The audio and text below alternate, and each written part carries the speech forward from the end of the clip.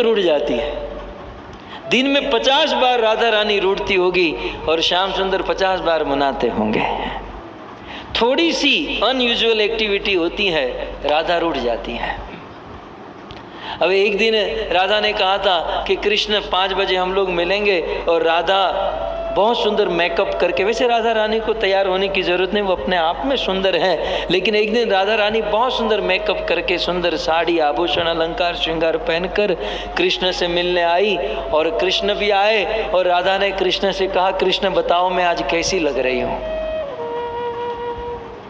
अब राम होते तो सीधा सीधा बोल देते कि बहुत अच्छे लग रहे हो, लेकिन ये तो टेढ़ा, ये तो टेढ़ी सरकार है, ये टेढ़ी सरकार, इसका सब कुछ टेढ़ा है। ये खड़े भी रहते हैं तो टेढ़े खड़े रहते हैं, ये देखते भी हैं तो टेढ़े, यहाँ देखना होगा तो पहले यहाँ देखेंगे और यहाँ से तिरछी दृष्टि मारेंगे। इसकी लकड़ी भी टेढ़ी, ये जिस गोकुल में रहते हैं गोकुल की गली भी टेढ़ी, जिस यमुना में स्नान करते हैं यमुना भी टेढ़ी। और इसलिए इनकी भक्ति करने वाले भक्त भी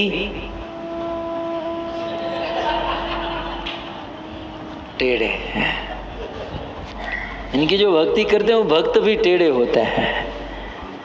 इसलिए किसी भक्त के साथ यदि गलत अनुभव हो ना, तो आपको बुरा नहीं लगाना चाहिए, अपराध नहीं करना चाहिए, सोचना चाहिए ये बिल्कुल मेरे कृष्ण पर गया है, टेढ़ा है।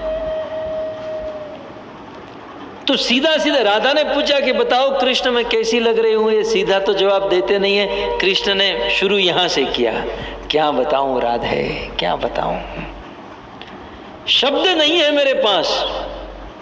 लेकिन राधे राधे, ये जो तुम्हारे मस्तक पर ये जो बिंदी है, ये बिंदी चंद्रमा के समान लग रही है।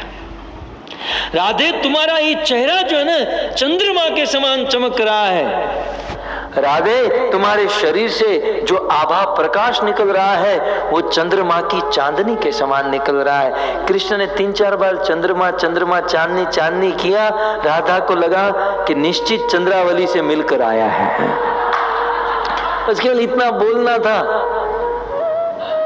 कि राधा रानी को मान हो गया। राधा रानी रूठ गई। अब रूठ गई तो कृष्ण कहने लगे, भाई मैं किसी से मिलकर नहीं आया, मैं तो बस आपकी शोभा बता रहा था। बोले नहीं, तुम चंद्रावली से मिलकर आए हो, ये बार बार चंद्रमा चंद्रमा चांदनी कर रहे हो।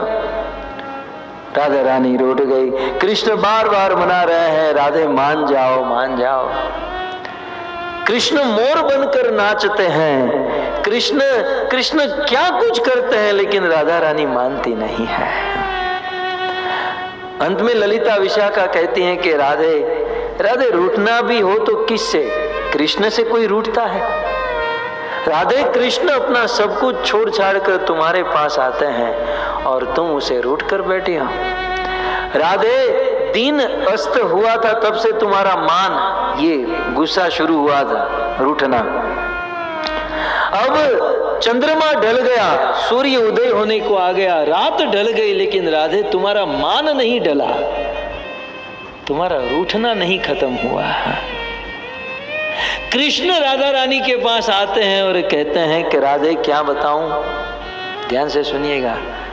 कृष्ण कहते हैं राधे क्या बताऊं, मैं परम पराक्रमी सर्वशक्तिशाली, मैंने कितने अवतार लिए। सतयुग में नरसिंह अवतार धारण किया और हिरण्याकश्यप को फाड़ दिया। वामन अवतार धारण करके 2 कदम में पूरे ब्रह्मांड को नाप दिया। परशुराम अवतार धारण करके जगत के समस्त क्षत्रियों को 21 बार विध्वंस कर दिया। हिरण्याक्ष को मारा, रावण को मारा, लेकिन यह सब पराक्रम करने में मुझे उतना कष्ट नहीं होता था जितना कष्ट मुझे तुमको मनाने में होता है।